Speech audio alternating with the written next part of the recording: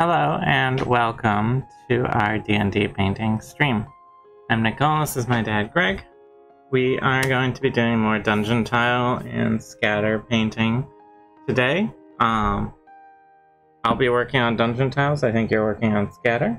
Well, actually, remember how we said that if you messed up when you were painting, it's Oh, not you're a big gonna deal redo those. because you could always repaint them. Well, we did these last time.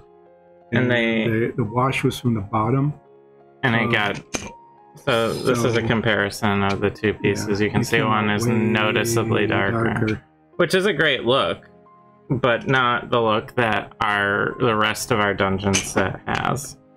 So I'm going to take these 8 things that we did before we decided it wasn't working. And redo. Yeah, and I'm going to paint them back to their basic gray. And I'm going to be getting them from the basic gray to the finished color that we're going for. Right. So these are all pieces that we 3D print ourselves.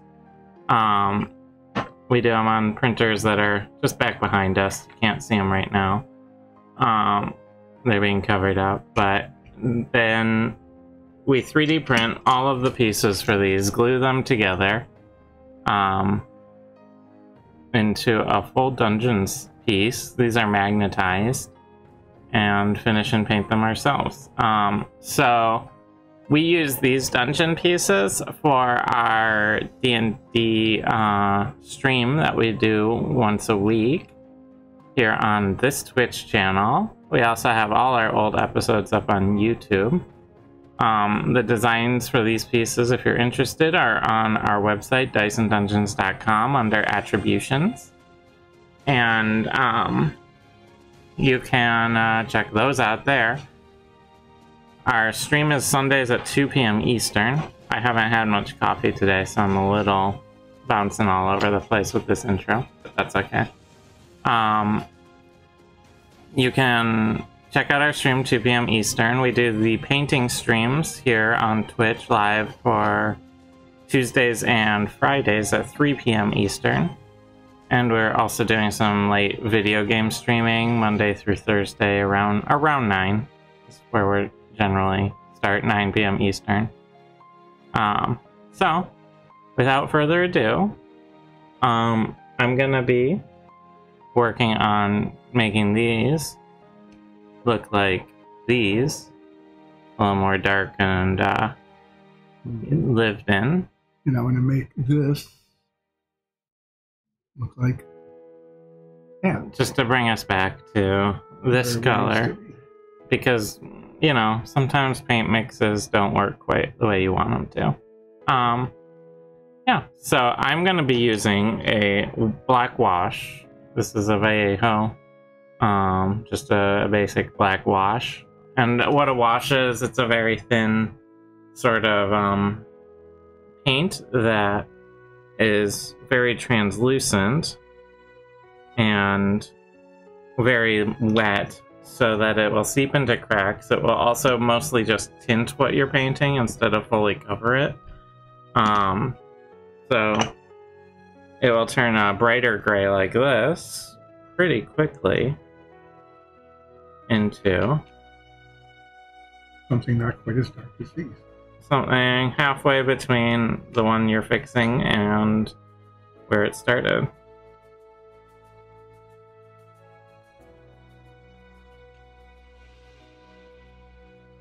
That is the goal, at least. And you can actually get some interesting effects using a black wash. You can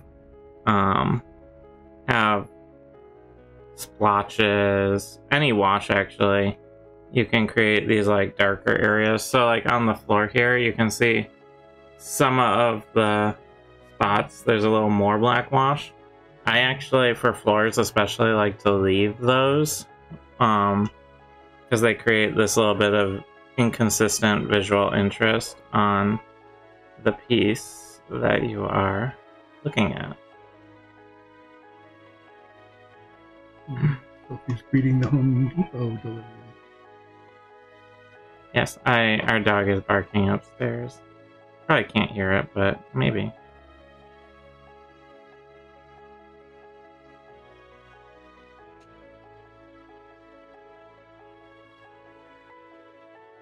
So I mostly just want to get a nice thin layer of wash on any single one of these pieces.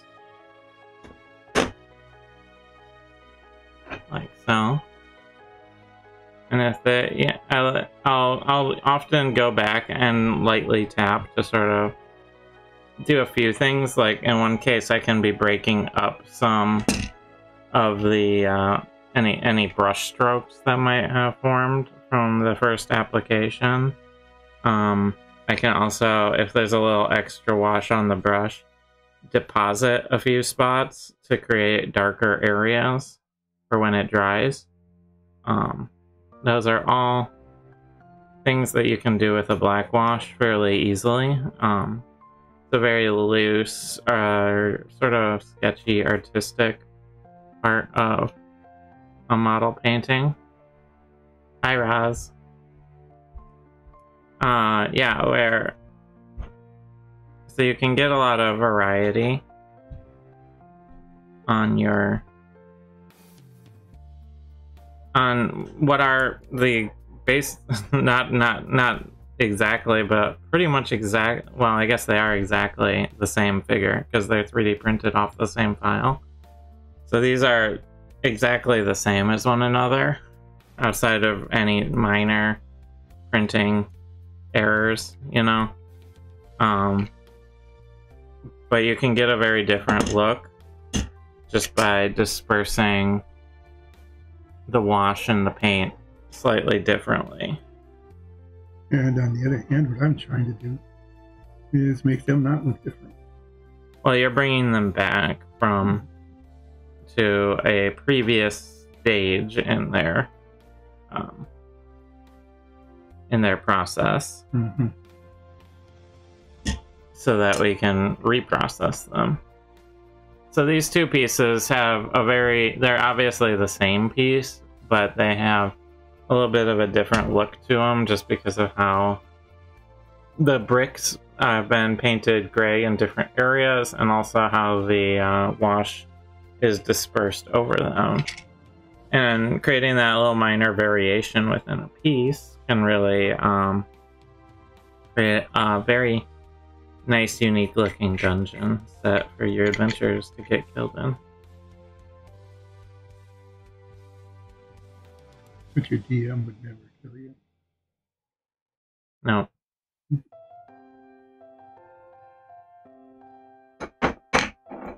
Not intentionally.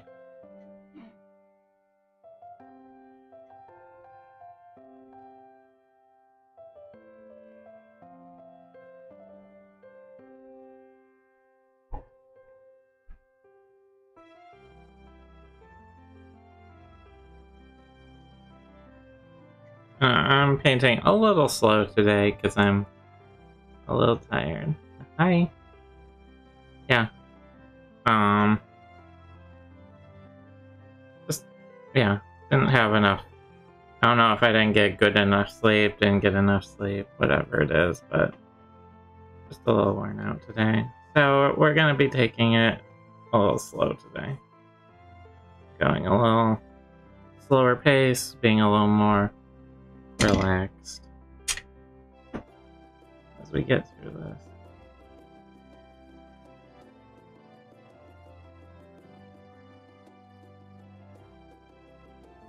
One thing I was thinking would be really nice, actually, when we're planning to reconstruct the painting studio here a little, get different camera angles, things like that, in the near future.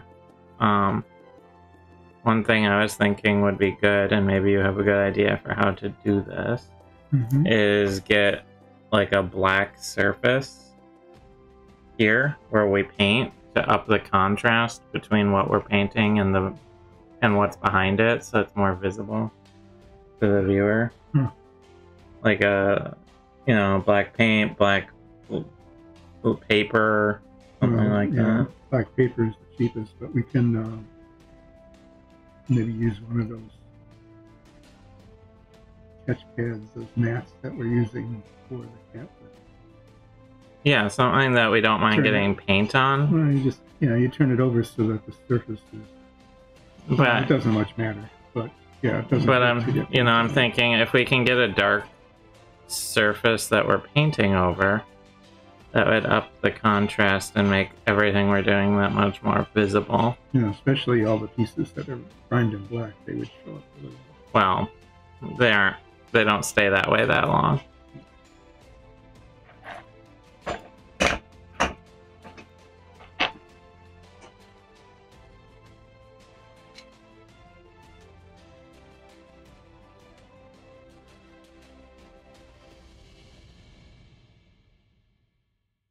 Yeah, some of these got really dark with the wash. Yeah, so it's probably good to normalize them. Yeah. So much on it, you couldn't really wash it off either. Yeah, even trying to brush it off. But that's the nice thing about painting is even in a situation where you're like, wow, I really this is not what I was going for at all you do is paint back over it. Yeah, especially if you're using, paint that doesn't show brush marks and doesn't go on very thick. Yeah. You can, there's escalating options. You can paint over it again. You can strip the paint. By printing or painting a new one is usually an option, but not one that's ideal because that gets expensive. But you can, obviously painting over is the quickest, easiest, and usually, in most cases, the best option. Unless you've really gotten a lot of thick paint on it, that is usually not a problem at all to do, as we're seeing here. Yeah. The detail on this is pretty strong. On the piece, are pretty deep and all of that. So you'd have to put many layers of paint on before you start covering it. Even the floor texture shows through under, it's 3 coats of paint. Yeah. So that's sort of a nice part. And then you can always strip the paint off if it's like a real mess and start over that way. And even if you break a piece, usually it's not a problem. In most cases, as long as you have all the pieces, glue it back together. Sometimes little jigs and stuff can be helpful in holding it together while it's gluing. But generally speaking, it's not too bad. So, making models like this can be a very forgiving hobby. In a lot of ways. Mm-hmm. Because a piece will come up and say, you didn't mean it. I accept the apology. Anthropomorphizing the dungeon tiles. Mm-hmm. It's being forgiving. Uh-huh. And I understand.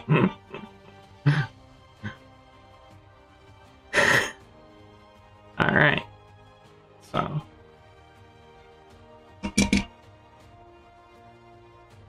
Here's a little selection of dungeon tiles going. I don't have terribly too many walls left. I'd say maybe 15 or so. A little under 15.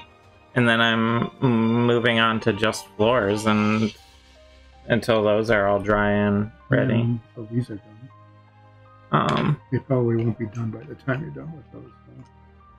Well, they have to dry, and then they need to get gray brick again, which actually shows quite nicely, but subtly, I think, with this gray set.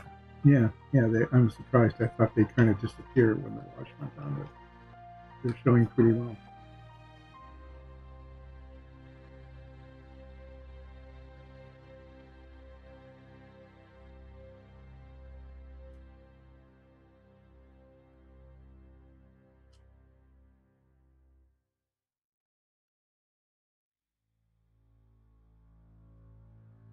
Okay.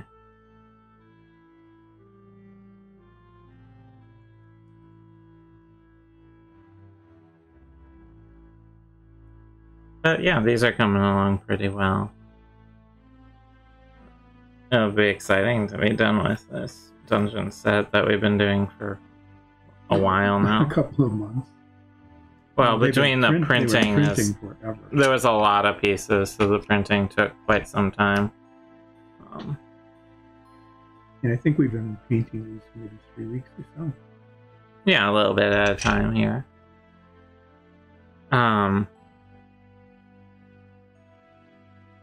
So it's been coming along, though.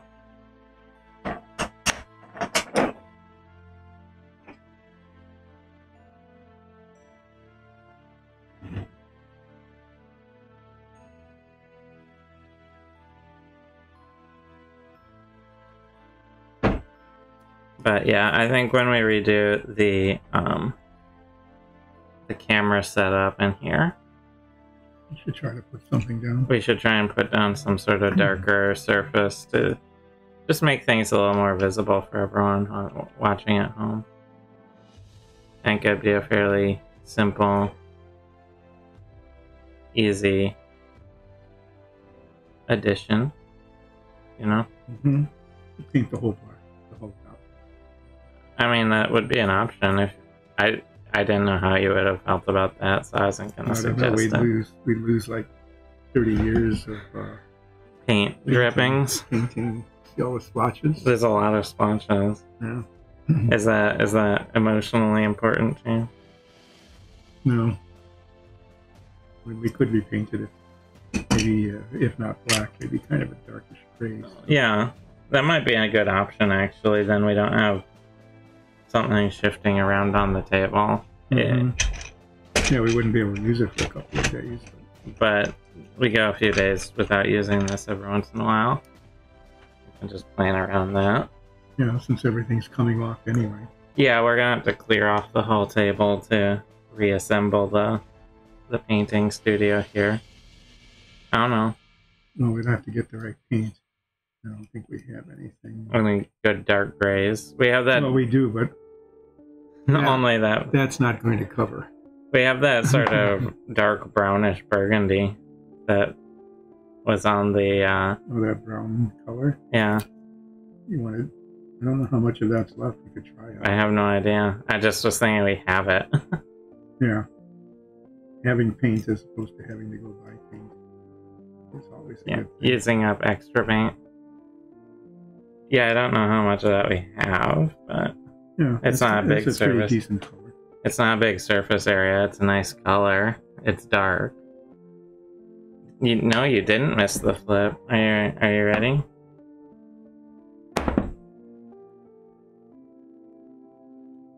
Okay.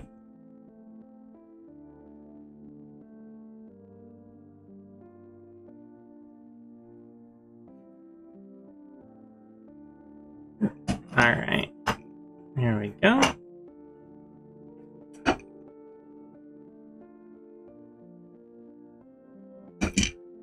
Oh, and if you're interested, anyone watching, we've kind of quietly been getting our Patreon up and running. So that's actually a thing now. Oh yeah, feel free to visit and it's like participate. Patreon.com/diceanddungeons. And at some point in the near future here, we'll probably be running some polls for our patrons. Once people actually hear about it and sign up to do polls on like, hey, what are we gonna paint next on this show, for example, might be a poll we run for our patrons. Have a few options, like I really want to see more sewer tiles, or I want you to just paint nothing but gnome houses. I don't know. Or gnomes. Just gnomes. Miniature garden. We don't have any miniature garden. We'll change our channel to only gnomes. Mm-hmm. I mean, we've been in campsites and none of them have had gardens. Just garden gnomes with knives. All the enemies from now on. Garden gnomes with knives.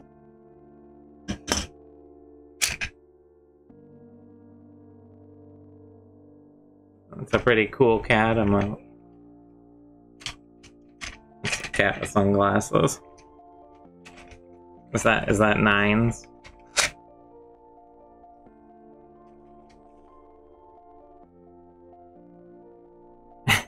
Yeah, exactly. Your 9's fungible token.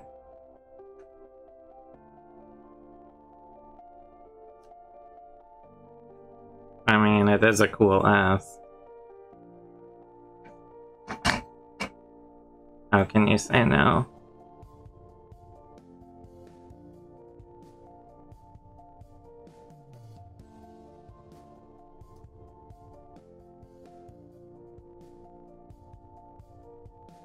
And that's one thing I need to do is if we're making changes to the camera layout here, I'm gonna need to, because I think we're looking at introducing another camera so that you can see what I'm doing and what Dad here is doing side by side, rather than in like this weird long cross shot, but we only had the 2 cameras right now.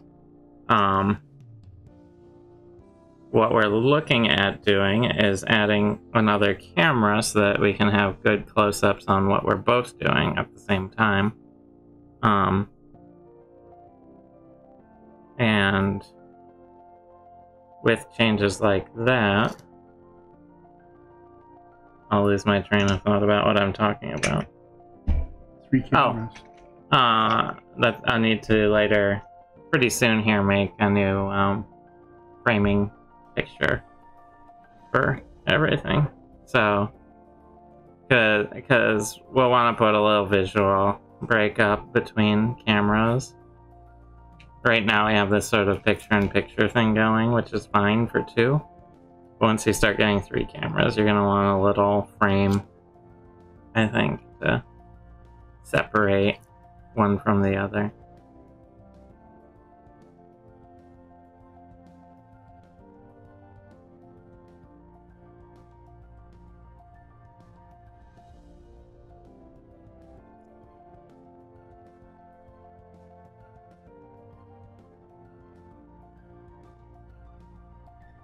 Okay, well, You got I need to let those dry so that you I can do the darker highlight bricks. Yeah.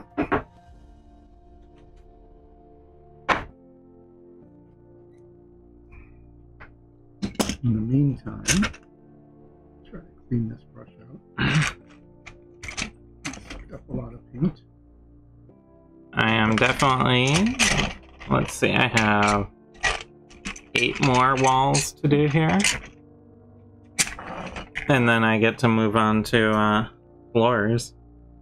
Because you've got a lot of floors. There's about 50 floor pieces, and when I say floors, I mean these tiles where it's just the center floor. So those should go quick at least, I'm hoping. And I have a couple plans to do some fun things because we have so many of them. I want to do some where I put like some blood splotches on them, stuff like that.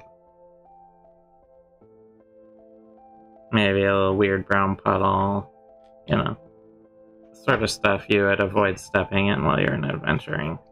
So the next thing I'm going to do, initially that looks pretty good, but I'll give it a second coat. Yeah, get it a little more consistently coated. That red tends to run a little translucently. I'm going to stir it from the bottom, see if there's some pigment down there that's hiding it. Yeah, if you don't use a paint for a while, it's always good practice to sort of shake up your paints before you use them generally. Sort of break up the settling that naturally occurs. But if the pigment's too much on the bottom, shaking it won't break it up. So sometimes you need to go stirring. And that's just because basically what happens is you have any paint is a pigment, which is usually like a powder almost, is the way it's manufactured. And then that powder is suspended in something.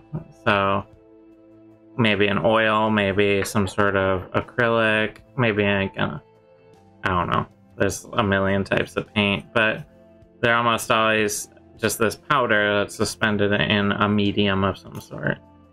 And over time, that powder can settle into the bottom of the bottle. And then you get clumps, you get, well, you get these like awkward, really dilute version up on top, and then on the bottom you just get like this clumpy mess. So, shaking your bottle, getting it mixed, stirring, anything like that can really help get your paint back. Yeah, you hate getting the clumps. Everyone, yeah, exactly. You don't want to get the clumps. Because what the clumps mean is you're painting your character's face and suddenly they have an extra nose. Because there's a clump of paint there. It can also create, in this situation that you are correcting, a situation where you get like you call them warts. Yeah. It's like a hyperpigmented version, so like we're using the same black wash here as what you just covered, but in the same amount made it way, way darker because it's way less diluted.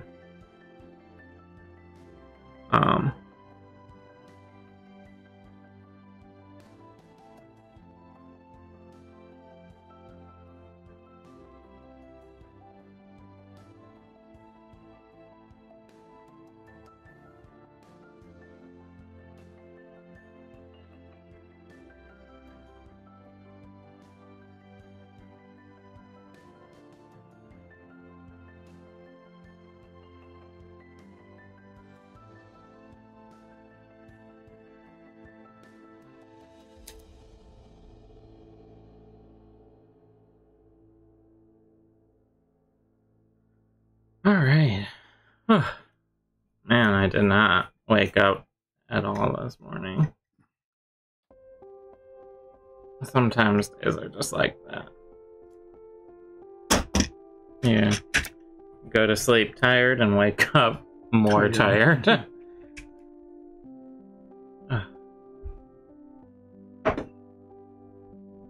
Yeah, my night was like that too. I don't know. Maybe it was the... Was there pressure? Yeah, there was another front. We had a bunch of snow come in over the last couple of days, and it's brought a bit of a pressure wave with it. Actually, it's been like a pressure roller coaster the last few days. Up and down, up and down. Yeah. I don't know. I find I probably get it from you, but I'm very susceptible to pressure changes. I can, like, I get headaches when a rainstorm, like a thunderstorm is coming. Stuff like that. It's mildly annoying. Okay, so what I'm going to do now is these crates were painted in a dark brown, and then I highlighted it with lighter brown. Do you want me to hold it up? Mm-hmm. These crates are painted in the light brown, and I'm going to highlight it with dark brown. Yeah, they're looking really good. Yeah, that one looked good, didn't it? I really see how it goes, how it looks the other direction. I like the not doing more metal braces, doing the wood on wood, but not just a single wood tone, you know? Mm-hmm. It gives them a really nice, crisp visual, I feel like. Yep. So that color combination looks pretty good. We'll see how it does in the reverse. I think it'll look good in the reverse too, honestly. Yeah, we'll know soon. And then I would just give them a very light umber washing, like not a very heavy one, just to get sort of pull some of the grain. Yeah, that's what I'm thinking. Out without doing too much darkening. Because a lot of nice things about some 3D prints with the wood is it actually prints the grain in to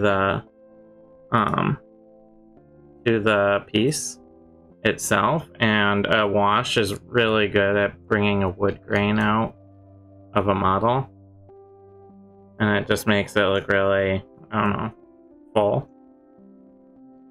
I don't know if there's a good way to describe. Grainy. Grainy, wood grainy. Mm-hmm. It reads very well, basically. So even just a very light wash, you know, where you get the wash on your brush and then you dab 80% of it off, can give you a really nice sort of look.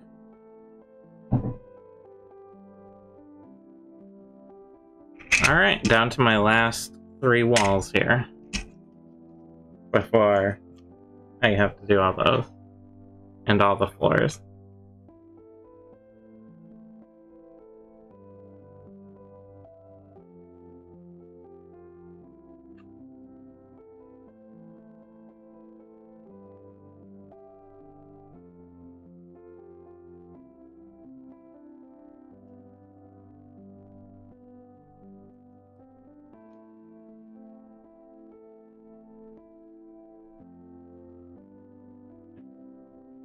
But ever since we started using 3D spaces, you know, it's sort of like an addiction where you're like, well, and nothing wrong with using just like a whiteboard. I use that for years. I am a big proponent of just trace it out with like a wet erase marker or something for your battlefield.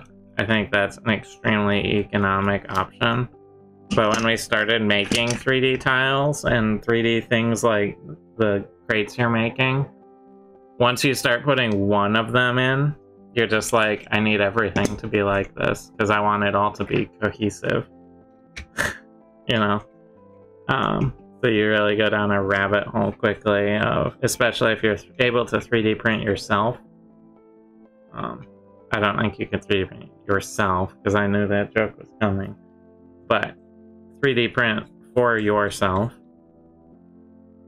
You're just like, okay, what else can I 3D print to build out and make my sets look even nicer?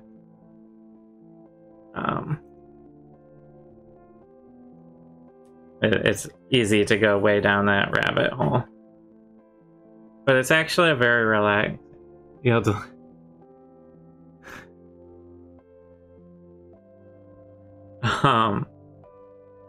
It's very easy to go down that rabbit hole of like, oh, well, now I can work on this and add this to the set. Because it's like, once you get a dungeon tile set like this, now you're like, well, now I need to fill it with stuff. And not just monsters, but like, I need like a crypt and a sacrificial altar. Mm-hmm. And you just sort of are constantly going, what else can I make to go into my dungeon? Yeah, you really want us to do that dice jail, huh? Well, Lexi is currently, as we speak, working on updating our 3D printer cards with files and everything, getting them all organized, and I think that she's adding a dice jail to it. Do you know what a dice jail is, Dad? No, what's a dice jail? A dice jail is a little jail that when your dice roll badly, you put them in it. I would never have any dice left. So do you have to like bail them out then? Once they serve their time, it's a reformation-based system, not a retention-based system like America. So you're actually trying to like help them rehabilitate rather than just maintain the status quo and keep them in so you can get as much government money as possible. Yeah, put all your D4s in the dice jail. So I think in the not too distant future here, a dice jail could be on the horizon. Is the long and short of it.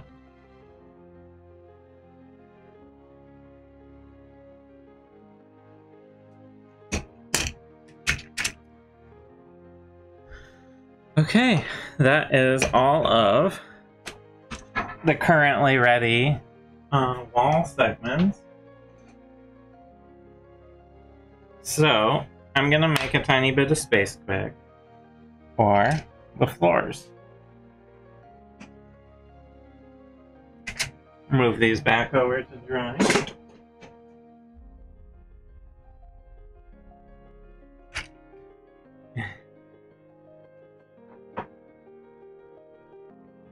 American dice jail where they fill in second digit each. The second. Yeah, every time they go to the American dice jail, they erase one of the highest numbers off of the die to make sure that they are forced to go back. We have a really screwed up prison system.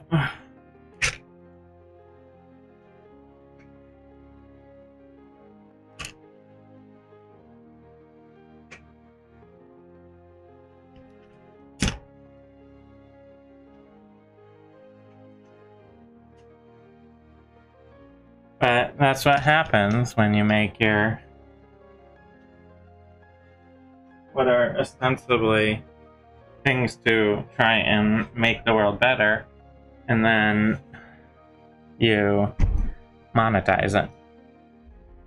So this is a huge stack, as you can see, of floor tiles. I have a lot of floor tiles to do. I'm gonna slide them over a little. There we go.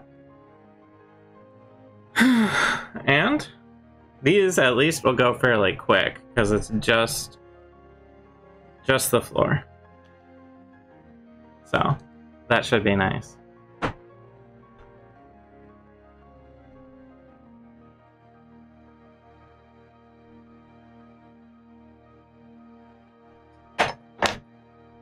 But I do need to remember that I don't need to put nearly as much wash on my brush as I have been because the surface area is way less. There. One single floor tile. It's still shiny because it's wet, but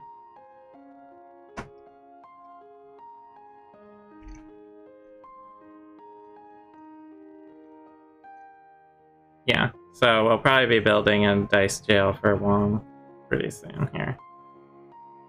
I think. We'll have to make sure Lexi is on board with that. But I'm pretty... she has the file, I know.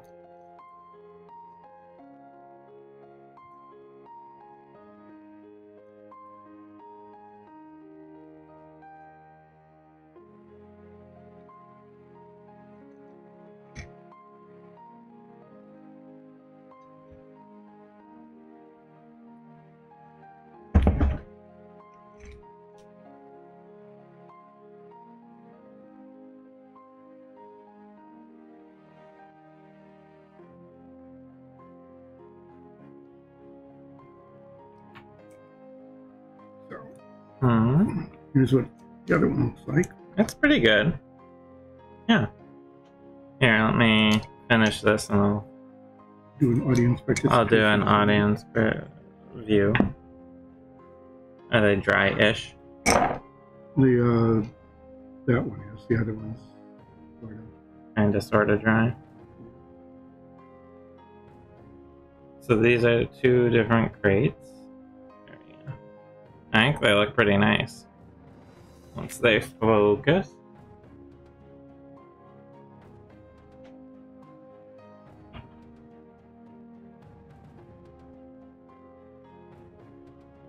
Come on.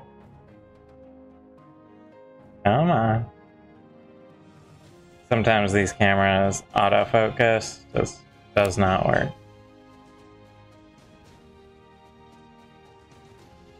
There it is. Oh, hi Tech Violence, thanks for the raid. Hi everyone. I'm just showing off some crates that my dad here has been working on. Thank you. Yeah. Hi. Yeah, my dad's working on some scatter, like these crates. Crates and chests. He's also getting, we have some barrels. These are very good painted crates. Thank you. We have some barrels, some chests. These are not fully painted yet. Yeah. Thank you. I'm doing dungeon tiles right now. That's what these are. But you're doing a whole bunch of scatter while I'm doing that. Here, I can show you. Yeah, so I'm going to finish up one last crate, and then I have to highlight some dungeon tiles that we repainted because they didn't turn out well. So here's a little example of the dungeon tiles. These are for D&D. Yeah, you recognize these? Yeah, we've been making these. These are all magnetized that we have, so they help hold each other together a little bit, like that. And I'm just doing the finishing work on a lot of the, basically the washes on them. And we use all of these dungeon tiles in our, we do a D&D stream as well. So, we do that on Sundays at 2 p.m. Eastern. We're both players in it. My wife DMs it. And I'm putting on black wash right now to put some finishing on the tile.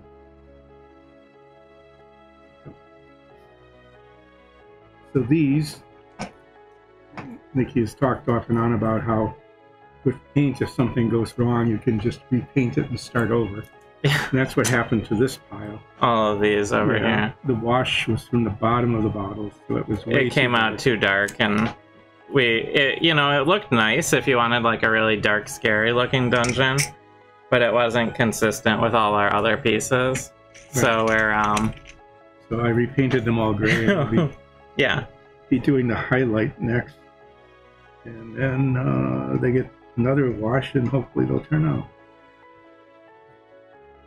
Yeah, but you get to see tiles like these. These actual tiles will get used at some point in our Dungeons and Dragons stream that we do. Otherwise, we do these painting sessions. These are sort of like a behind the scenes, I guess. On Tuesdays today and Fridays at 3 p.m. Eastern as well. But yeah, and the way I'm putting this on, I'm trying to not evenly disperse the wash. And what a wash is just a very, very thin paint, basically. So it creates a shading effect rather than like a opaque coating. And I'm trying to not disperse it fully evenly over the tile, so that it creates inconsistent dark spots throughout it. So every piece doesn't look the same as the other. I also like to, you know, go back and break up any brush strokes that might be accumulated on there. Yeah. So, as you can see, these tiles all are the same, but they have some variation within them. And that's what I'm doing. You finished all the crates, it looks like? Mm-hmm.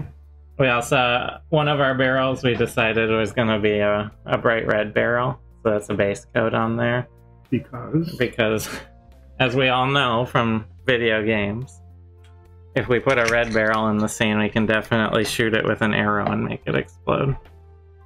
So we're secretly painting a red barrel so we can hide it in combat. And then use it against the enemies, and hopefully our DM won't notice. She'll probably notice, but you know, there's a chance. Yeah, so if you have any questions about what we're doing or anything like that, please feel free. We 3D print everything ourselves. You can't see them right now. Yeah, exactly. We'll be fighting an ogre or something, and the ogre will throw the barrel at us. If we do that, right? Oh yeah. And then we'll roll it back and see. free barrel. Thank you. No, it'll just explode when it lands near us instantly, you know? Yeah, it is worth the risk, though, because you never know when it does work, it'll be worth it, even if you have to go through a few characters to get to that. But yeah, we 3D print everything ourselves. We have some 3D printers hiding behind you. But and we glue them all together and paint them, and then use them on our show. And I think, you know, we're thinking about trying to sell some at some point, but for now, you know, we're getting everything set up and caught up on our prints. Yeah. I keep thinking, like, is this the tile my character's gonna die on? You know, as I'm painting them. That's what I keep thinking about as I go through. Like, which one of these is the one where I die? Although we haven't had an in earnest permanent death yet happen. You know, on our show at least. No. But we play 5th edition, and 5th edition is a little it's a bit more forgiving than something like 3rd edition when it comes to death rules, because they have like death saves and everything that that you can recover from a lot more easily, whereas 3rd edition, you know, it had its forgiving aspects, but there was much more easily a point where it's like, no, you just die because you got hit for 500 damage. I don't know. We're all level 3 right now. We started at level 1. We level up. You're supposed to level up frequently, but well, our GM is mean, so we level up every 6 months. Yeah. So we're level 3. I play a druid, a changeling druid. My dad here plays a Furbolg fighter, and who 128, who's in chat right now, is our bard, our Tabaxi bard. So we have a 3-person group right now, which can be a little bit of an awkward party size. Yeah, exactly. Like they both got, as a bard and a fighter, they both got their subclass at this last level, which is pretty neat. Both of their subclasses are actually sort of story-based custom subclasses. So Ulseth uses a subclass that our DM and I made together. That's sort of a level. It's sort of a two-weapon fighting elven fighter style class that adopts different stances to gain combats and combat bonuses. Is the class you make, and that's because I learned my skills from an elf. And our bard is not the most eloquent. He's very brusque, kind of character. Low intelligence, very brusque. Sort of has a force of personality though going on. But all of the bard subclasses are all about like smooth talking and like singing and storytelling and stuff, and they didn't really feel like they fit him, so I made a subclass for him that, you know, got edited. Yeah, kind of like a barbarian in a bard. He's got sort of a Russian affect to him, so he's very to the point, like that sort of Eastern European kind of vibe. And I mean, but he's very intense on instrument work, using his instruments to perform for him, speaking through that. So I made a custom bard subclass with some editing from our DM. Yeah, that's very much what his character's stage name is Nines, and that's very much what he's like. You don't play music, music plays you. That sort of thing. And he, so I called it the College of the Virtuoso, and it's all about using your instruments for various effects rather than just being good at talking your way out of stuff or convincing people or lying about things, which is like, it's like what most of the bard subclasses do. I was a little disappointed in that, so he's able to put on performances in combat and give area of effect buffs and debuffs. Yeah, so it's I have a bit of a hobby of making some subclasses, custom subclasses. You know, they're not all perfectly play tested, so they're not super balanced necessarily, but we try and make sure that they feel balanced as much as we can. And because your furball was topped by an elven swordmaster. Mm-hmm. Is where you got your start. That's why you... So that's why I'm not a barbarian kind of player. Yeah, you're much more finesse. Yeah, I know. I love custom subclasses. My druid is a fey druid. Like, I was taught by a fey. So I ended up doing Circle of Dreams, which is an existing one, because it's a really good subclass for support. You know, healing and support. And it's already Fae themed, so I kind of felt like that was fine. But I did make a other druid subclass that is tied to a story part of the world that we play in, which my wife, the DM, built the whole world herself.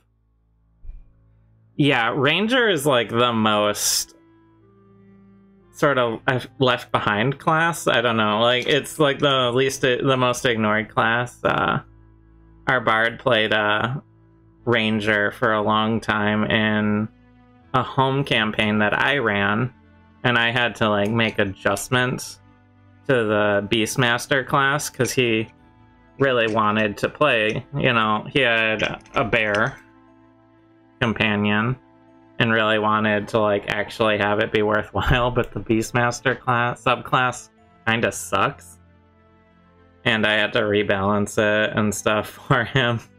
Because yeah, Rangers they're like, I don't know, they don't have a lot of flavor like given to them. They're basically like, well, you're either a druid light or a fighter light. Which it kind of sucks because I love a ranger.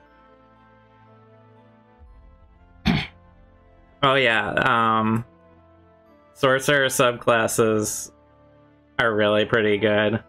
In my home campaign, my wife played a rogue up until level 10 or 11, and then she jumped into sorcerer as her classes after that, and went with the celestial bloodline, which is a really cool bloodline, I think, because it gives you access to things like the bless spell as a sorcerer. And that's actually my plan for my druid, is at level 4 when we get our feat, I'm gonna, in the I think it's the Wild Beyond the Witchlight expansion, maybe.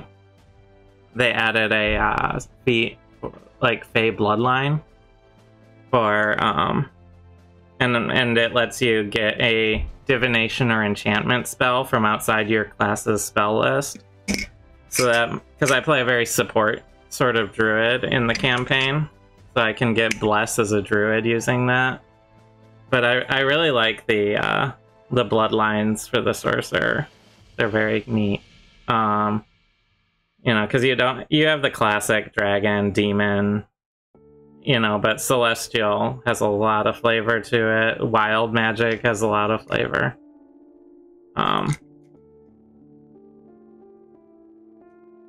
And in our campaign, there's this thing called Clockwork Soul, yeah. That one's good. That would actually fit in our campaign pretty well. We have a, there's sort of this steampunky kind of element to it. There was a dwarven inventor named Fervin who a couple hundred years ago created all these weird sort of part magic, part nuclear based technology. They use like these arcane crystals as a power source that give off radiation.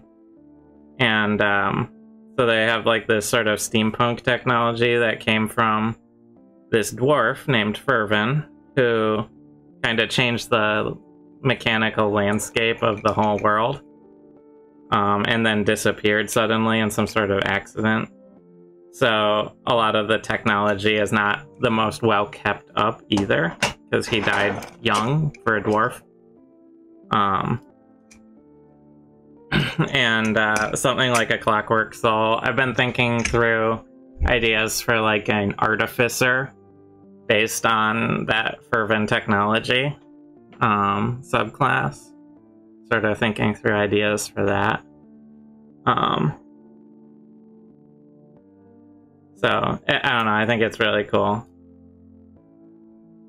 But I do, yeah, I'm excited for the new book that's coming out, the Multiverse of Monsters, because they're adding in so many more of the like monster races for playable for characters, which is pretty awesome. How's your? Oh, you're almost through all of them. Yeah. So what my dad's been doing is putting in random gray blocks like that into each wall, so that it creates this like sort of subtle variation within each tile. But yeah, no, I can talk D&D forever. I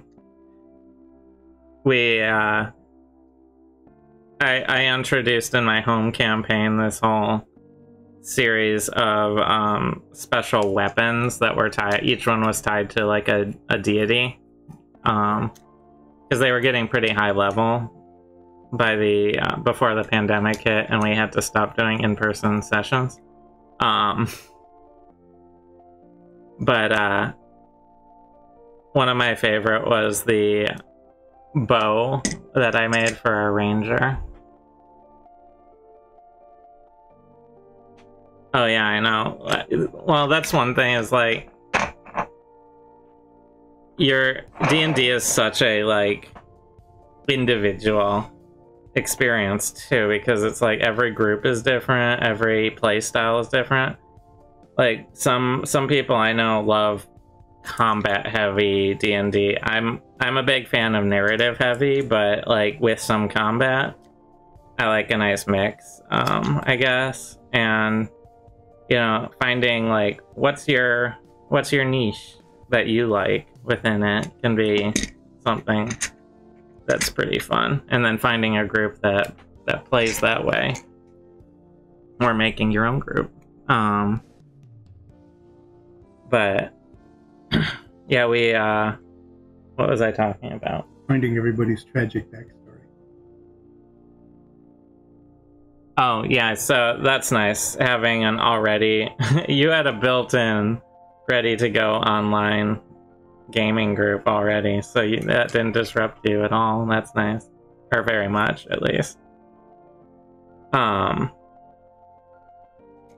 part of it was also like part of our gaming group had like one of them had a kid, and you know that takes up a lot of time, so inconsistent getting together started to happen.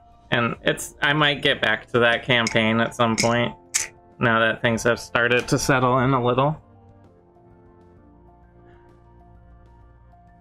Oh yeah, because I've tried playing on like Roll20 and stuff, and I always personally had some trouble with it, but I think it might have been the way we were playing. But I'm not sure. I personally find in person, yeah, But we played that campaign for 2 or 3 years, and I'd like to get back to it at some point. Because things were just starting to heat up in it again. They had a ongoing nemesis that was a Nichole that basically was unkillable from just sheer constitution unless you like cut her head off, basically. And they had cut her in half and like left her to die Darth Maul style, and she got like she got rebuilt by a mage, and they were gonna have to go up against her again. It was very like a Darth Maul Nichole.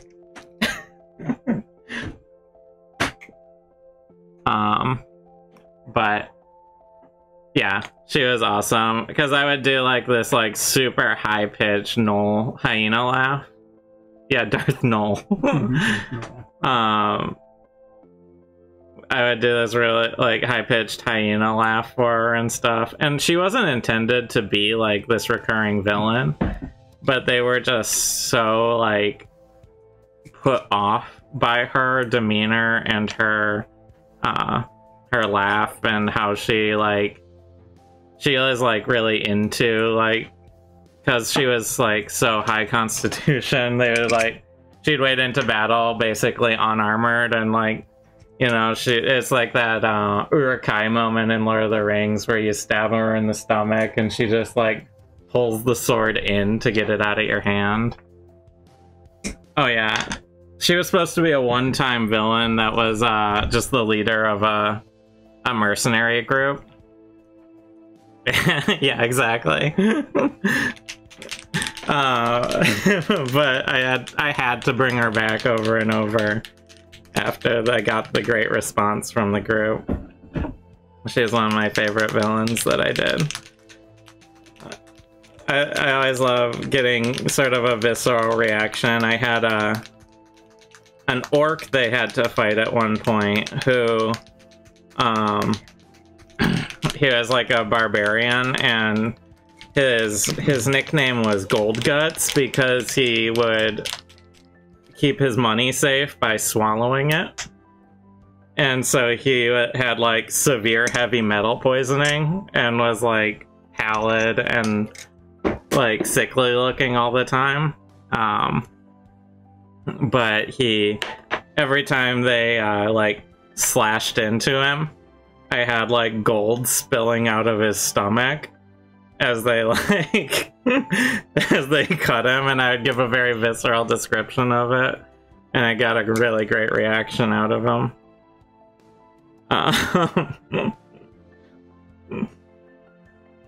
So I just love stuff like that, sort of slightly grotesque, kind of like bordering on grotesque and humorous at the same time.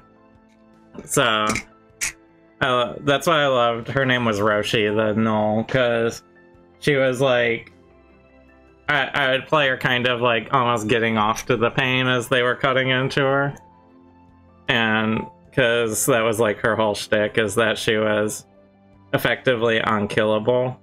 She could definitely be like knocked out and, you know, be taken out of commission for a long time, but she would eventually regenerate if you didn't mess it up. And when they cut her in half, they actually set her on fire as well, so she had lost all her fur. So it's sort of like a dog with mange kind of look going on by the end of things. But with like golem legs. I was actually thinking of having her, things were working out politically in the campaign, where there was a chance they might have had her help them at a certain point, which would have been pretty neat. So, but yeah, in our current game, in our streaming game, we have all sorts of great villains as well that we've been going up against. there's the there was a sort of treasure hunter kind of mastermind character we've been fighting, named Coromon, who he has sort of like you know, Belloc in Indiana Jones, the guy who steals the gold idol from him at the beginning. He has that sort of vibe going on. Kind of a dick, but like a very well-dressed one, well-to-do one. And our bard's sort of main rival is quite good. He's called The Voice, and he's this like really disgusting, obnoxious kind of like half-drunk pop star kind of guy who is secretly well, we found out in the campaign he knows more than he lets on, basically. But he has like this really just like slimy, that's how I describe him. He's pretty disgusting. Very arrogant. Incredibly arrogant. Yeah.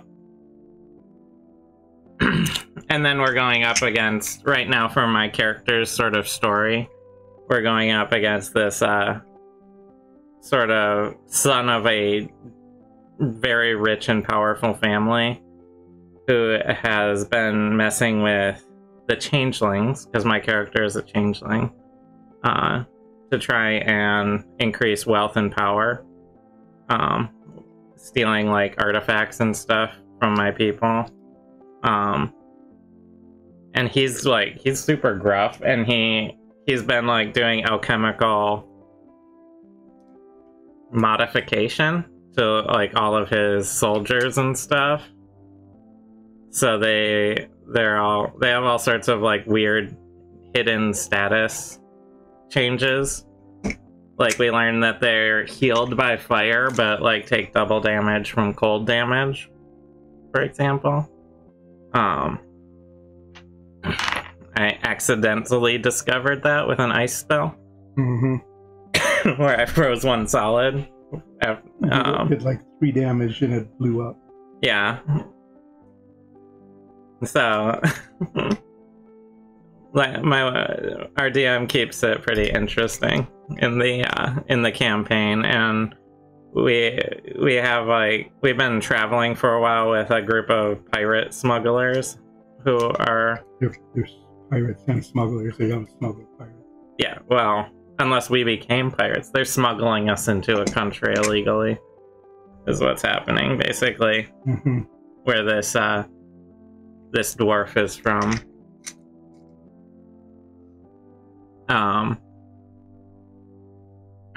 So, sorry. Talking a lot. There we go. Yeah. But if anyone has any questions about either our campaign, what I'm doing here, what we're doing next, anything like that, let me know. Otherwise I'll just probably keep rambling aimlessly. Go for it. I'm painting metal bands on barrels. Yeah. Here, want me to hold it up closer? And then that'll get a black wash to tone it down and make it look weathered. Yeah. Or maybe an umber sometimes wash. Maybe an umber to make it look rusted. It will look rusty if you do an umber wash on it, which is just a brown wash. That might be kind of nice. A little rusty barrel look. But this dungeon set yeah. Oh yeah, the wash will look great on it. You could probably do the wash on it soon. I'm gonna clear some of these. That one needs a lot of touching up. I made a mess of it.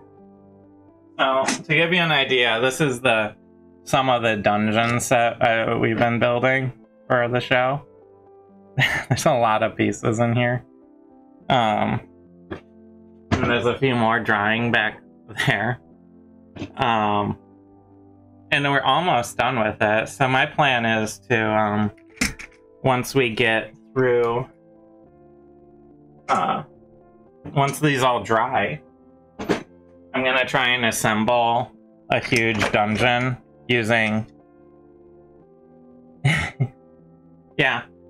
I'm planning to assemble a huge dungeon with all the pieces and see if I can get a picture and put it like on our Instagram.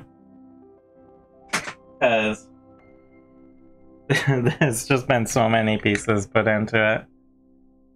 It's one of those things where we picked up a 3D printer a little before the pandemic happened.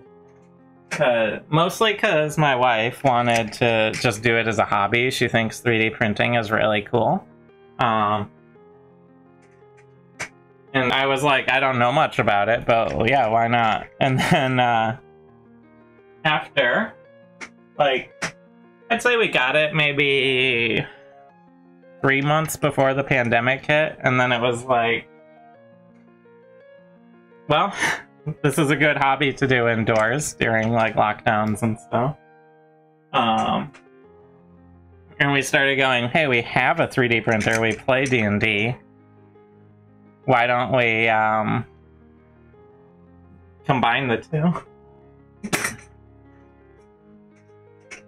And that kind of got us down this track of 3D printing. So we've done sets like, this is a piece from a town set, it's called, where it's like plaster walls. With wood floors, for example.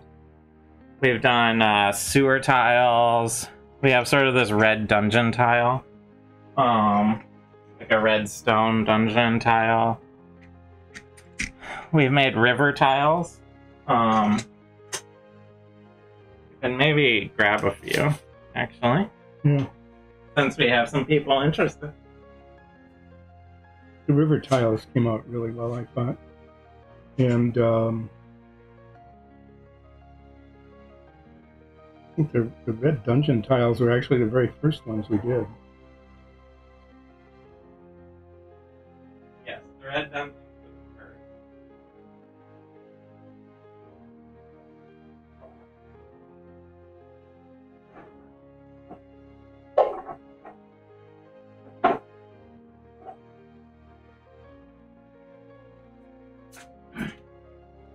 I've brought a selection. So here is a few things that we've done. This was our first foray into it. We made these red dungeon pieces. Small question. What's a character design you've thought of making but in practicality would never roleplay? Let's see. I think there's a lot of different wizard designs that I've thought of, that because I really like magic in D&D, but there's a lot of like very impractical wizard builds. Like you know, I always like the oh, thank you. Yeah, I've always liked the idea of sort of, I like the idea of a war wizard, where you're sort of melee and spellcasting focused, kind of like the Eldritch Knight, but a little more spellcasty. And I feel like a fighter mimic PC split print, yeah, that'd be pretty cool.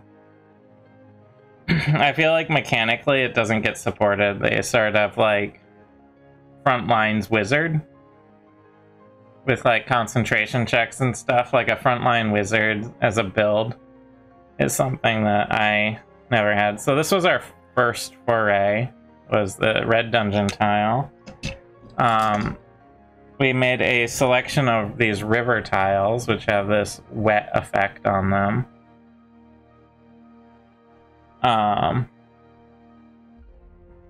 Here is a mini I painted of Coromonth, the sort of archaeologist asshole kind of guy.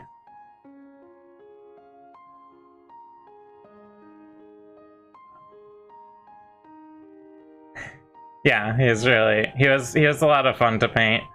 He was very simple but detailed. This is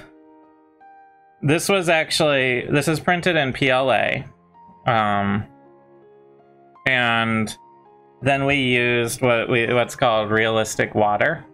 It's sort of a resin that sets over a long period of time to create the water effect on it. That's actually built for train sets, and we repurposed it. There's a little wagon we printed, a little two-wheel wagon. You have sewer tiles. You should show off the sewer tiles. The sewer tiles are out in the other room, but I can grab some. We did these Tudor-style houses for a while. Yeah.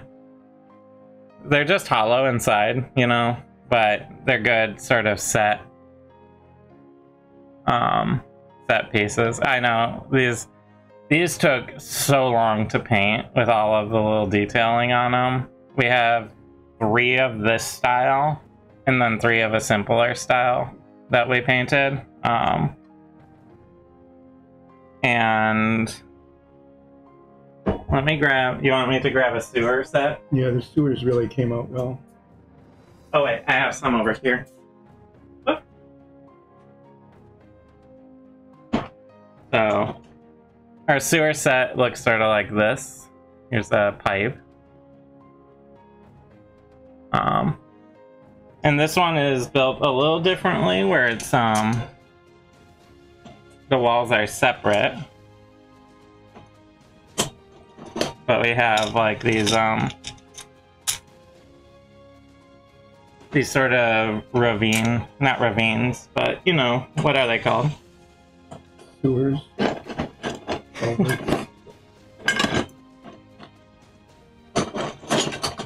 me see here.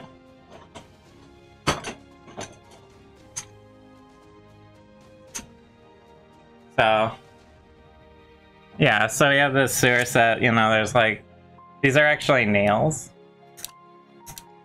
That we used for the bars. Like project nails or something. And for the sluiceways, that's just a little drip of epoxy that we put in to make them look a little wet.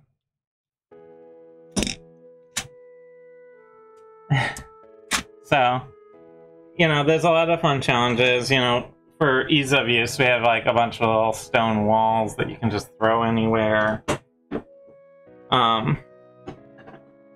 One thing that we had a lot of trouble with is we wanted trees, because, you know, you're outside a lot in D&D. Not when you're playing D&D, but when your characters are outside a lot. So, let me grab...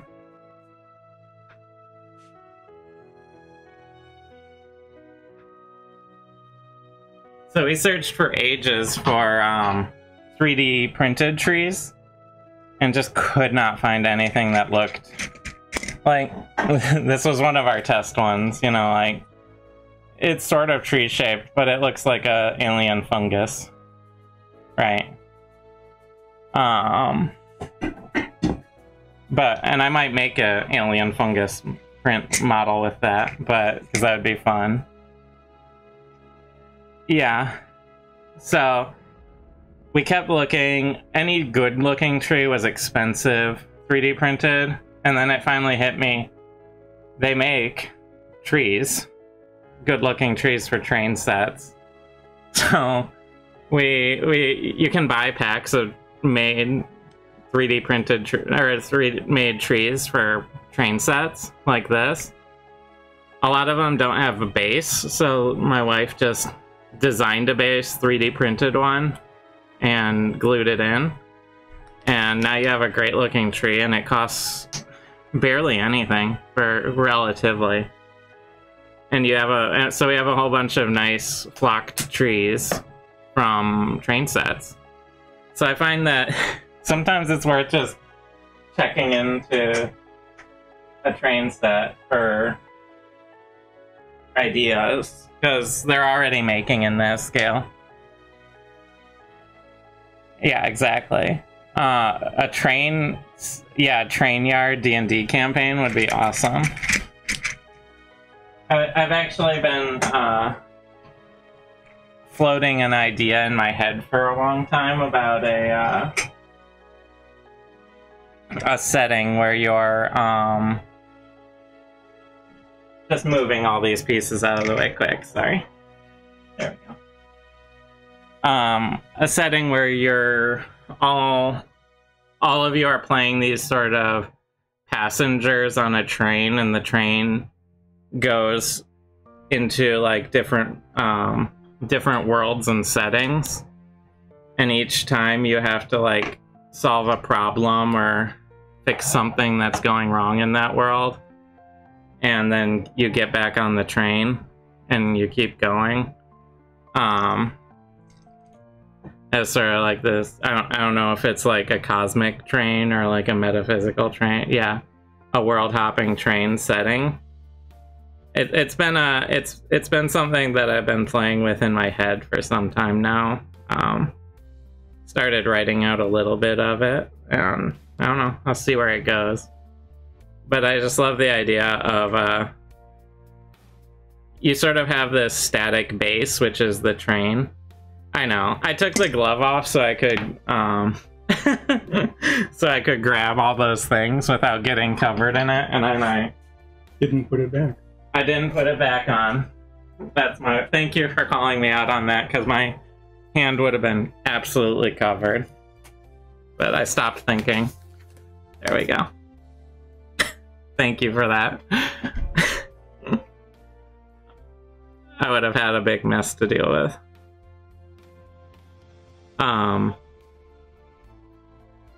When I get talking, I get very distracted easily sometimes and forget things like a glove. But yeah, I just like the idea of like you have this train as like a home base that you can return to, and it has like, you know, there's like a car that has like a workshop in it where you can make things. And it has like, you know, a dining car, and you can have recurring characters that live on the train that you interact with. But then you go into these various worlds and you can do like anything. Like, okay, this is a fantasy world, this is a sci-fi world. And like part of the magic of the train is that it's never out of place in the setting that it's in. Like, people just accept it there. And then you go out, figure out why the train brought you there, solve the problem, and then you get back on the train as sort of the flow of the game. I don't know, something about that was super appealing to me, so it's something I've been kind of playing with in my head.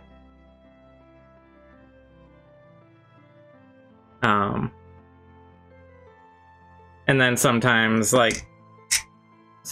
part of it is like someone you met in that world ends up getting on the train with you, and now there's another passenger on the train. Stuff like that. And you always transition between worlds by going through like a tunnel for an indeterminate amount of time, sort of thing. I don't know. I'm just randomly talking about random game designs that I'm thinking about. So, someone ask a question if I get too off in my own world here. Another one that my wife and I have been talking about a game design is she loves like Civilization, you know, the 4X games. And we've been sort of hashing out, like, what would a 4X stop? Yeah, train settings are classic. Yeah, exactly. I don't know, there's something very romantic about a train to me. So I find it very, like, I don't know, it's a very appealing subject. And we've been hashing out, like, what a 4X tabletop game would look like. you know, a Civ-style 4X tabletop game. And we've started talking through some of like the basics and building out like each step of it.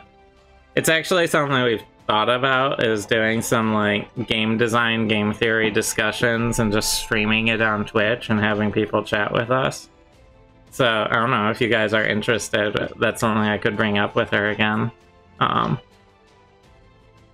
Because we have very fun, lively conversations about like, okay, how would this work? How would this work? And I start writing things down and trying to build it out. Stuff like that. But I think, you know, you tackle, like with a 4X game, the 4X, none of the X's in 4X actually is a word that starts with X. Yeah, maybe we'll do like a once a week sort of like game design chat, just chatting sort of thing. That would be fun, I think.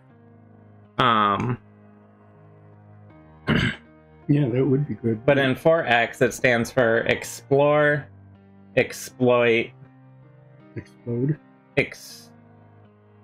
explore, exploit, exterminate is one of them, and there's a fourth X, something.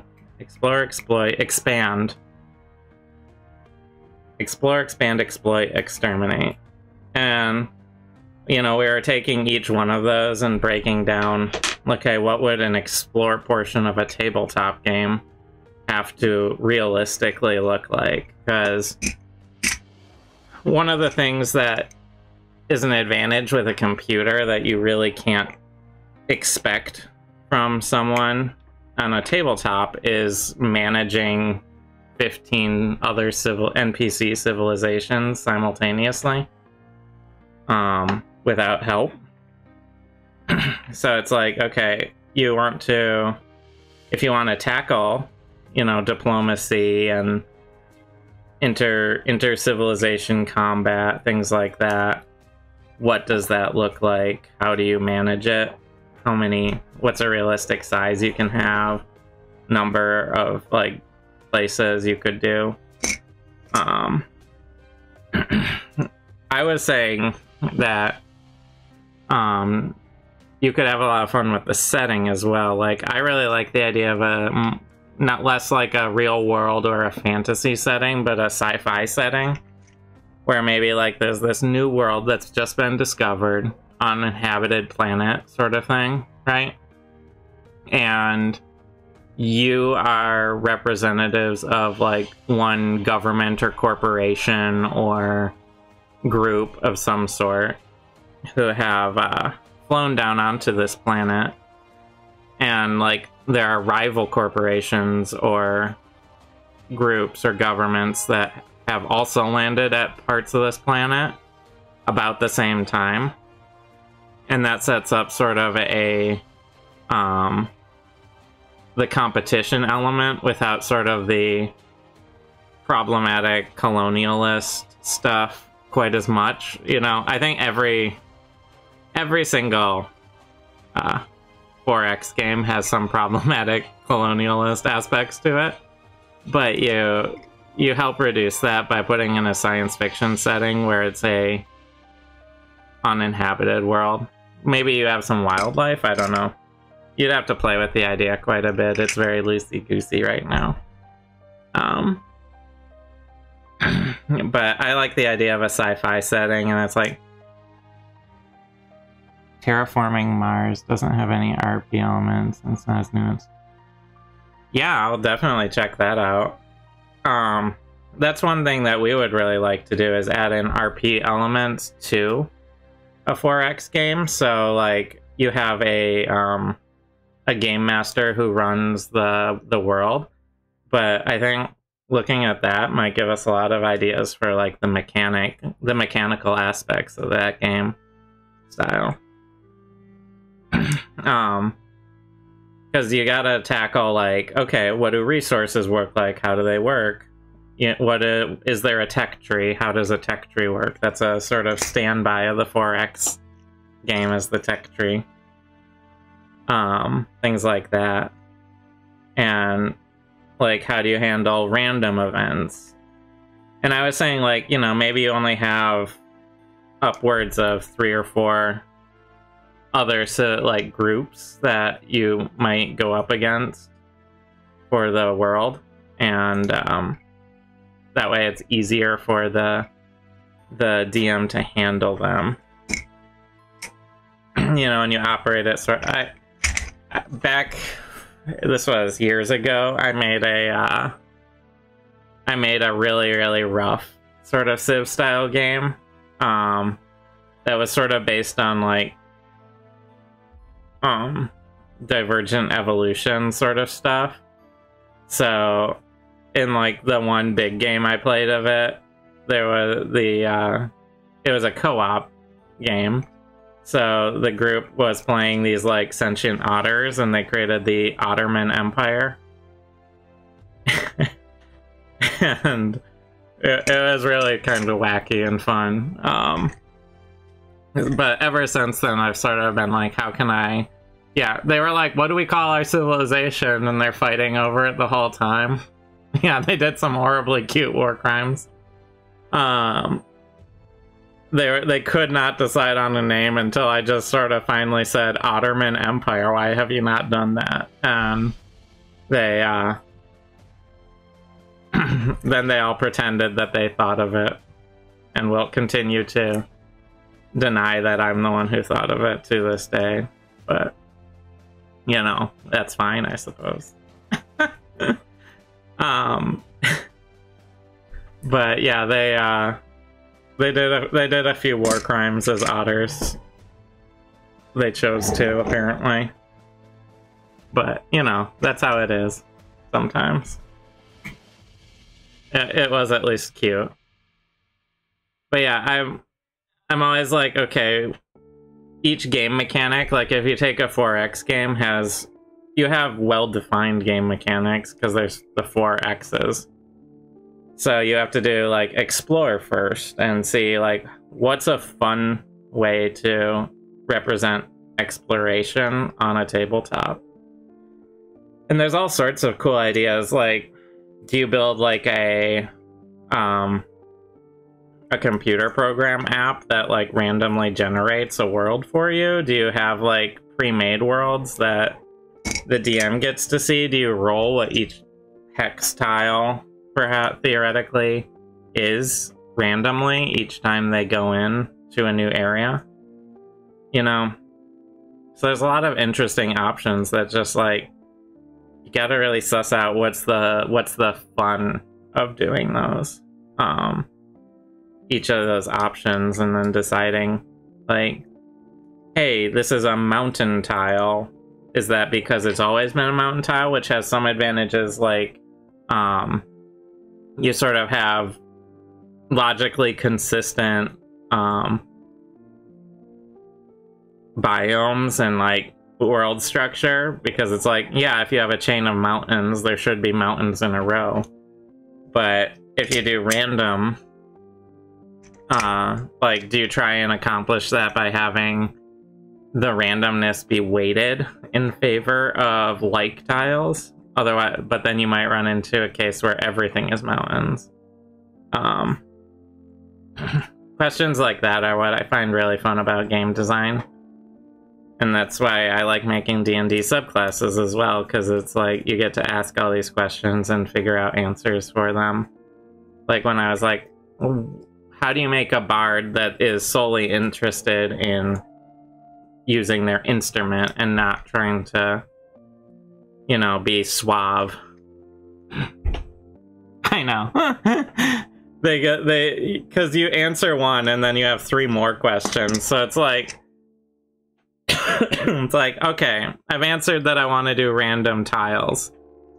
How does that work? And then you're, and then it's like, okay, now that I've made the chart for like, here's a 50% chance at being this kind of tile, like, how does that affect the larger game? And then you have to go back to the drawing board again. And that's what a lot of, especially the theory part of game design is. So Like, I wanted a bard ability where he can spend inspiration and begin playing a song to buff his teammates in combat. You know, not unheard of in an RPG sort of setting. Well, that implies that he has to consistently play the instrument. He can't just strum a lute and then have an effect be in place for the rest of the battle. So he has to continue using that lute for the duration of the effect, which takes his standard action to do.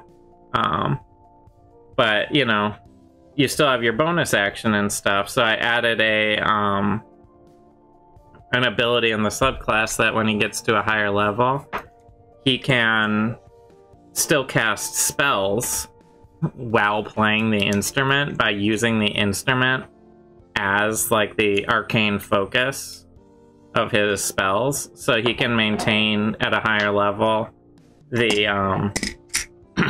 buffing effect. And I just, because I like the idea of a bard like playing like playing a guitar or a lute in combat, and then like casting a spell out of the lute itself, like have like a fireball shoot out of the end of the lute or something, you know, just fun stuff like that. I like to think about the sort of narrative visual of how this ability would work when I'm designing it, and then try and balance back from there. You do vicious mockery constantly. Yeah. Our bard he's very direct and not very eloquent. He does use vicious mockery very effectively against his opponents. But so it's designs like that. And then I like to add like an RP element, so I added in a ability he could do with his lute to sort of instill different emotions in people around him.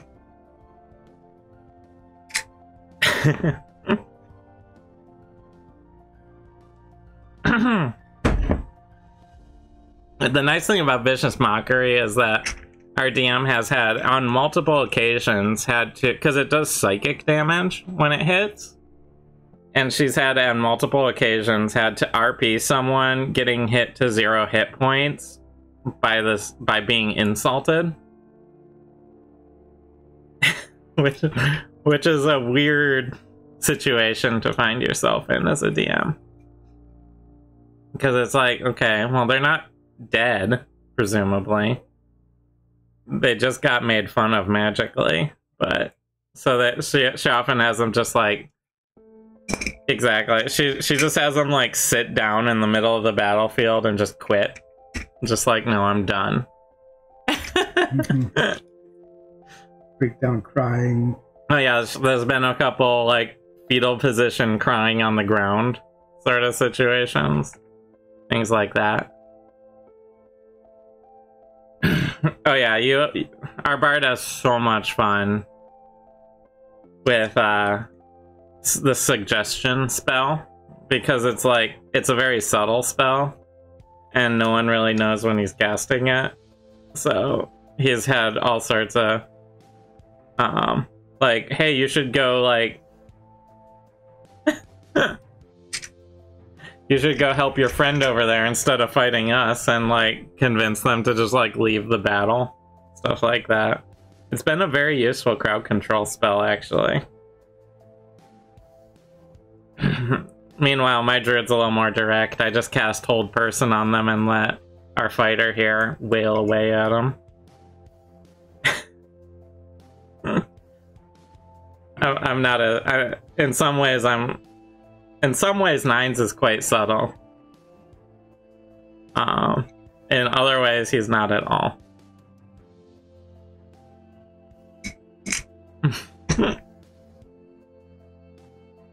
Yeah, and the fighter is always trying to persuade people to not fight, because it's just not a very good thing to be doing. Mm-hmm. But since I have a -1 persuasion on my persuasion. Yeah. Your character has a -1 on persuasion because you're not very charismatic at all. But you're constantly trying to, like, be the one who talks everyone down. Which I think is very... I mean, I really like that when you're like... Your character is doing something that they're not inherently good at, but it's what they would do.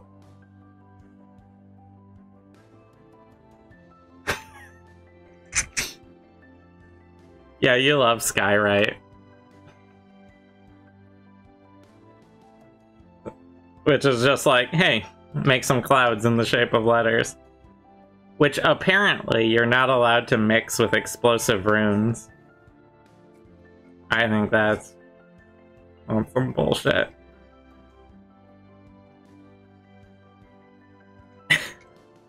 Just like, that would be like a Doom. Yeah, we do use inspiration. We have two types of inspiration. So there's Bardic Inspiration that Who 128 there will throw at us. Or if we do something particularly, either if we make the DM laugh, or if we do something very, very in character, she'll sometimes give us DM Inspiration. Which is lets us use advantage on a roll that we might not otherwise be able to one time. But you know, Nines will throw inspiration out to us, and he actually has instruments at the table in our stream. So he has like a guitar and a gong and stuff that are things, you know, and an ocarina, things that he's bought in game, he has at the table as well. So he'll inspire us and actually play a little bit of guitar.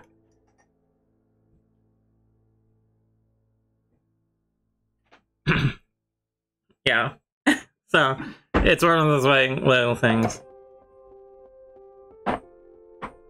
Oh yeah, no, I love the take on the immovable rod is such a fun thing, because there was an old joke back in the day that if it was a truly immovable rod, it would be cosmically, like universally immovable and be stationary in the universe rather than relative to where it is on, like, say, a planet. So the general idea being that because the Earth is spinning so fast and hurtling through the universe, the second you push that button on the immovable rod, it just like shoots out and is gone. And then, like, the joke is, you know, like, some aliens are on their planet, and then suddenly their planet runs into that rod, and it basically implodes the planet because it has, like, a little rod that is stationary in space, just collides with a planet moving at thousands and thousands of miles an hour. Hundreds of thousands of miles an hour.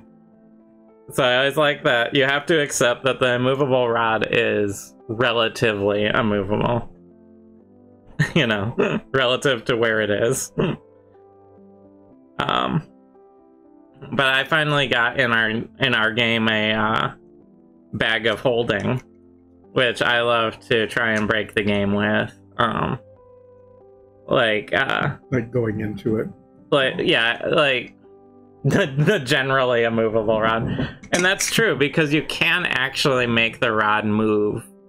So, like, if you apply enough force to it, like, you can't necessarily, like, trap a dragon in, like, a group of immovable rods. Yeah, exactly. There's a DC 30 strength check to move it. So it's not technically immovable. I think generally immovable is more of a correct name for it. But I do love, so, like, I have a bag of holding, and I play druid. So if we're ever, like, in a area where we have to get through, I can... Yeah, exactly. But that's not immovable, is it, if you can push it with a successful check? So, I just like the idea of, you know, your party jumps into your bag of holding, then you wild shape into, say, a bird, fly wherever you need to go, and then pop them out of the bag afterwards. Stuff like that, where it's just like, yeah, you made a big complicated dungeon or whatever, and I just sort of cheesed through it by hacking the game. That's always a lot of fun. But as someone who DMs a lot too, you know, I also have that happen to me plenty. In that big long campaign I was running, I had the sort of wizard scientist that rebuilt the knoll that I was talking about before. I had a big boss fight with him. Move a lot. If you press the button in a boat or in front of a train, what would happen? Yeah, exactly. And I think ultimately it's up to your DM to decide what happens, but it's like, if a train is moving at a certain speed, obviously it would damage the train, but is that considered a 30 strength check if it's going fast enough? And would therefore push the rod consistently if it has enough energy behind it? I don't know. Oh. Who here wants me in their campaign? They at one point had to break a blockade, so they had a druid strap a bunch of gunpowder barrels to sharks and sent them underwater and exploded them all at once and created a huge tidal wave that like utterly destroyed the blockade.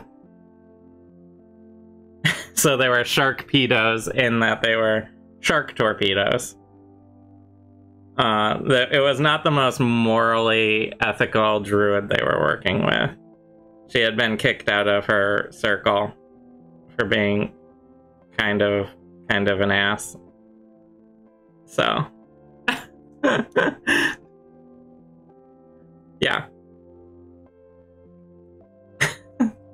But the druid coven that was protecting the city and had to divert the tidal wave that was approaching the city, the coastal city, they weren't particularly pleased with the group after that. Not only did they endanger the city they were protecting, but they also killed off almost all the wildlife in the area. So they had to go on a whole separate quest of restitution to make up for what they did. Do you think these are dry? Mm-hmm. Okay, so since these pieces are basically dry, I'm gonna try and finish the whole dungeon set here. Yeah. But that was another situation where it's like, I had no plans for my party to do something like that. They figured that out on their own. And I had to roll with it. And it's one of those moments as a DM where you're sitting there having to calculate, how much black powder did I accidentally give them? And how much damage would this actually do? To which they had to point out that, in actuality, explosion underwater is more deadly than an explosion in air. And I had to account for that. So when you're DMing, your Google search is always filled with very bizarre things that, like, you're like looking for the weight of a squirrel, and then it's like, how much does like 15 kilograms of black powder destroy? So you always have a very questionable search history as a DM. There we go. Yeah. So our when they were going up against this another situation like that where players thinking outside the box, they were going up against this sort of mad scientist mage character, who had transplanted his own brain into basically a very well protected jar, and had a big golem, and the environment itself was attacking them because they were in his lab. And I was like, yeah, I made this guy really hard to fight, you know, like they're gonna have a hard time breaking through his defenses. And then immediately they cast a wall of fire around his brain jar and started boiling him, and I was like, I did not, and I like spent like weeks planning this big fight, and I'm like, I didn't think of wall of fire boiling the brain jar, you know. So I had to roll with it, and it made for a very great fight because I sort of had him amping up the fight as a, you know, more rapidly than I originally planned. So because they had to keep the person that cast firewall, you know, protected, so that I couldn't break their concentration and stop the fire, because that was rapidly his goal. Oh, I know. But it made a really fun fight because it rapidly became like a protect the leader situation where they had this giant electrified golem trying to get to the person that cast the spell, and they're basically like, yeah, you did roll max damage on the on the firewall too, which didn't help. But it was great and fun to roleplay too, because as I was tracking his health going down, with his brain boiling, you know, he was speaking to them through an intercom sort of system, and as his brain got boiled, I started, you know, having him kind of glitch out and like repeating the same words and stuff to signal to them that it was working without telling them. So you get to do really fun stuff like that when they break your epic battles, as long as you're able to roll with it. Yeah, anytime you're going up against a giant brain, like a, you know, an illithid brain or something, always remember to pack a staff of fire or prepare a firewall scroll or something. Stationary enemies don't like walls of fire. Apparently, I've learned from that experience.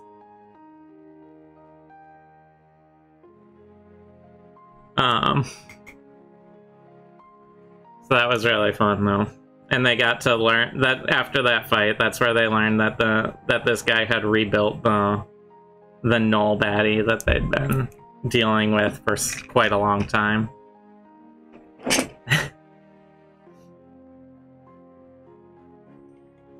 They weren't too pleased about that.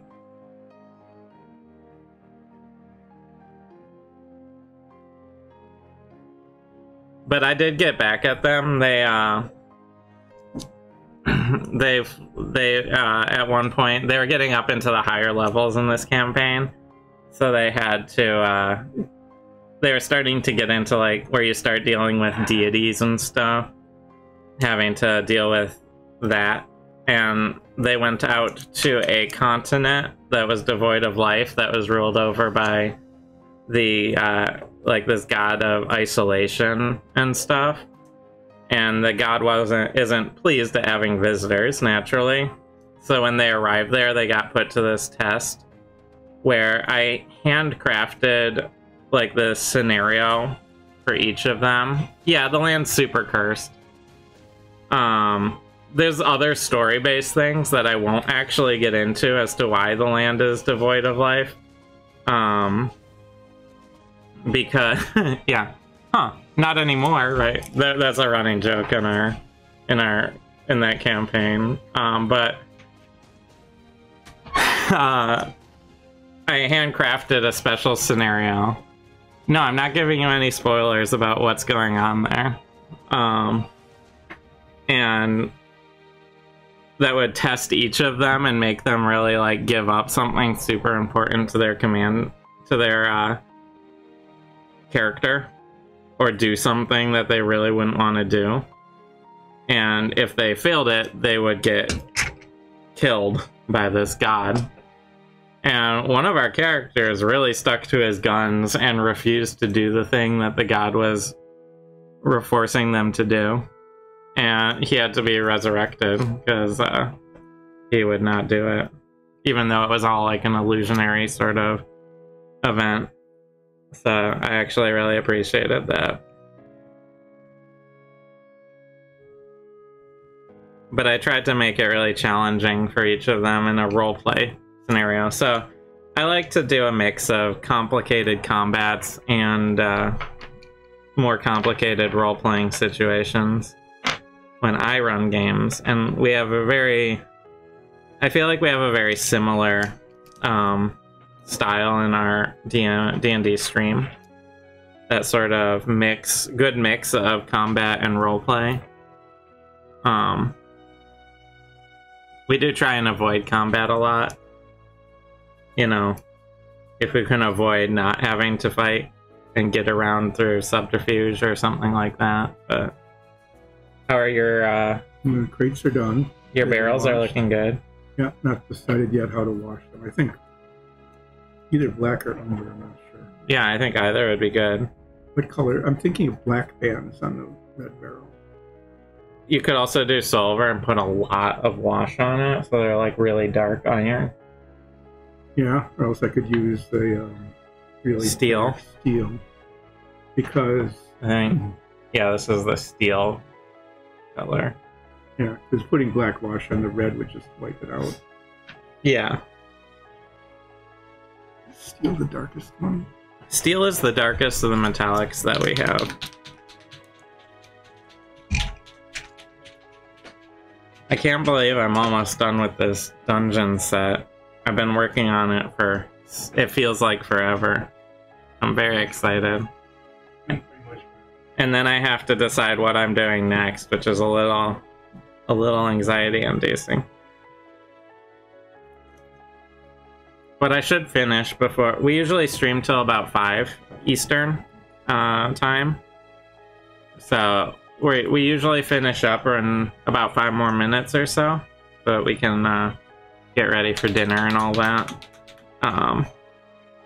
So I'm gonna finish up these last 3. Yeah. And I might end there. I'll do that next time. Yeah, you really want a dice jail.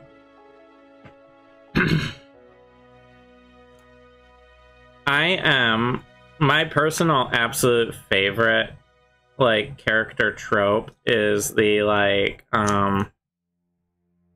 chaotic good self-sacrificing hero type.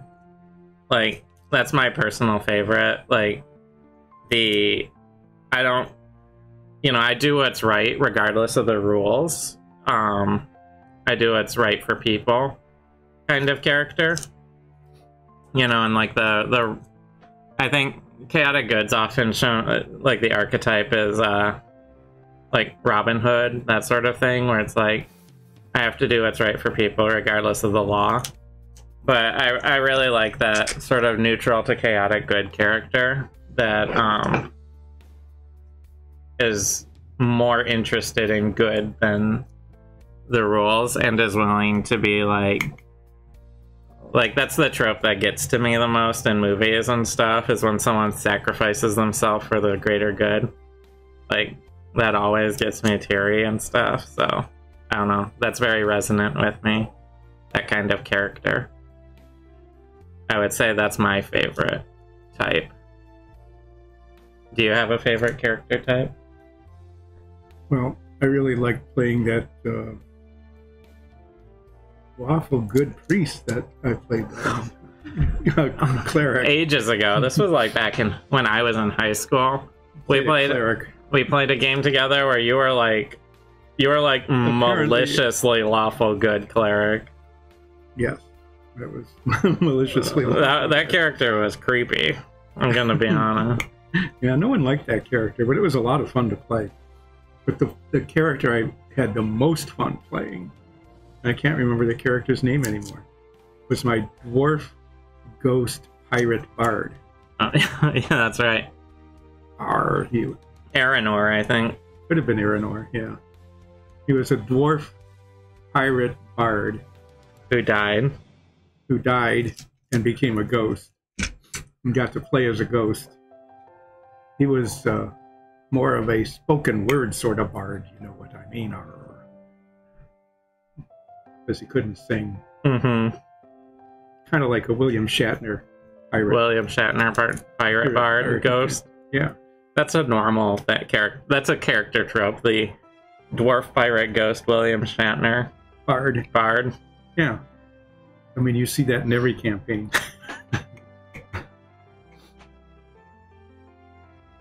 He was sort of chaotic good. I mean, he was definitely good. What sort of characters do you like? Like, because I actually when it's played well, I really like a paladin. But I feel like most paladins aren't played well. Oh, I played a paladin once. He wouldn't let me even leave. I mean, you would go off on adventures and he wouldn't even take me along. Yeah, that's because you were like obnoxious. Like it was like, I must find evil and battle it. But that was like a one-shot game. That was. You like cats? I couldn't tell who. Although you have a lot of fun playing the Tabaxi.